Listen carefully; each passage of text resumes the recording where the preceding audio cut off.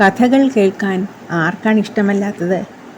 വളരെയധികം പുരോഗമിച്ച ഒരു നാട്ടിലെ സിറ്റിയിൽ ഒരു സോപ്പ് ഉണ്ടാക്കുന്ന കമ്പനി ഉണ്ടായിരുന്നു. അവിടെ നല്ല ക്വാളിറ്റിയുള്ള സോപ്പ് ഉണ്ടാക്കിയിരുന്നു.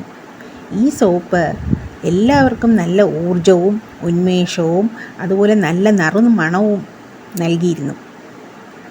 അങ്ങനെ ഇരിക്കെ അവരുടെ പ്രൊഡക്ഷനിലെ കൺവെയർ ബെൽറ്റിൽ ഒരു പ്രോബ്ലം ഉണ്ടായി.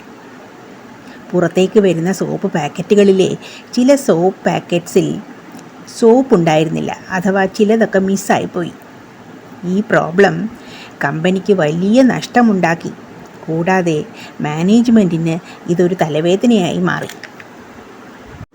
നല്ല മുതൽ മുടക്കും ടേൺ ഓവറുമുള്ള കമ്പനി ആയതിനാൽ അവരുടെ കട്ടിംഗ് എഡ്ജ് ടെക്നോളജിയിലെ ഹൈ ക്വാളിറ്റി സ്പെക്ട്രോമീറ്റർ പ്രൊഡക്ഷൻ ലൈനിൽ സ്ഥാപിച്ചു. വളരെ വില കൂടിയ ഈ സ്പെക്ട്രോമീറ്റർ പ്രൊഡക്ഷൻ ലൈനിൽ സോപ്പുള്ള ഫിൽഡായിട്ടുള്ള പാക്കറ്റ് മാത്രമേ വരികയുള്ളൂ എന്ന രീതിയിൽ പ്രശ്നത്തിന് ഒരു പരിഹാരമുണ്ടാക്കി. അങ്ങനെ കമ്പനി എഫിഷ്യൻ്റായി വീണ്ടും വർക്ക് ചെയ്യാൻ തുടങ്ങി. അങ്ങനെ ഇരിക്കെ ദൂരെയുള്ള മറ്റൊരു നാട്ടിൽ, അതായത് അധികമൊന്നും പുരോഗമനം വന്നിട്ടില്ലാത്ത ഒരു നാട്ടിൽ ഇതേ പ്രശ്നം ഒരു കമ്പനിയിലുണ്ടായി. വളരെയധികം ആളുകളും മുതൽ മുടക്കും ഒന്നുമില്ലാത്ത ഈ കമ്പനിയിലെ മുഴുവൻ ആളുകളും ഈ പ്രശ്നത്തെക്കുറിച്ച് ചർച്ച ചെയ്തു. അവരുടെ ചർച്ചകളിൽ നിന്ന് വേറിട്ട ഒരാശയം പൊങ്ങി വന്നു.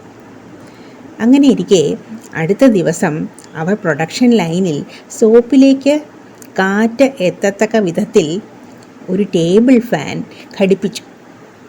ഫാനിൻ്റെ കാറ്റിൽ സോപ്പില്ലാത്ത പാക്കറ്റുകൾ പറന്ന് സൈഡിലേക്ക് പതിക്കുകയും സോപ്പുള്ള പാക്കറ്റുകൾ അവയുടെ വെയിറ്റ് മുഖേന ഡെലിവറിക്കായി പുറത്തേക്ക് വരികയും ചെയ്തു. അങ്ങനെ ഈ ചെറിയ കമ്പനി വളരെ എഫിഷ്യൻ്റായി പ്രവർത്തിച്ചു. ഈ കൗതുകകരമായ ആശയത്തെ വലിയ കമ്പനി നോക്കിക്കാണുകയും പിന്നീട് അവരും ഈ ടെക്നോളജി അഡോപ്റ്റ് ചെയ്യുകയും ചെയ്തു. ഇതിനെ ടെക്നോളജി എന്ന് വിളിക്കാൻ സാധിക്കില്ല, ഇതിനെ ഒരു ടെക്നിക്കായി നമുക്ക് കരുതാം. ഇത്തരത്തിലുള്ള ആശയങ്ങളെ നമുക്ക് ജുഗാദ് അല്ലെങ്കിൽ ഫ്രൂഗൽ ഇന്നവേഷൻ എന്ന് വിളിക്കാം. ചിലപ്പോഴൊക്കെ വളരെ പ്രയാസമുള്ള അല്ലെങ്കിൽ കോംപ്ലക്സ് ആയിട്ടുള്ള കാര്യങ്ങൾ നമ്മുടെ ചുറ്റുപാടുമുള്ള ചെറിയ നുറുങ്ങു വിദ്യകൾ കൊണ്ട് പരിഹരിക്കാവുന്നതേ ഉള്ളൂ.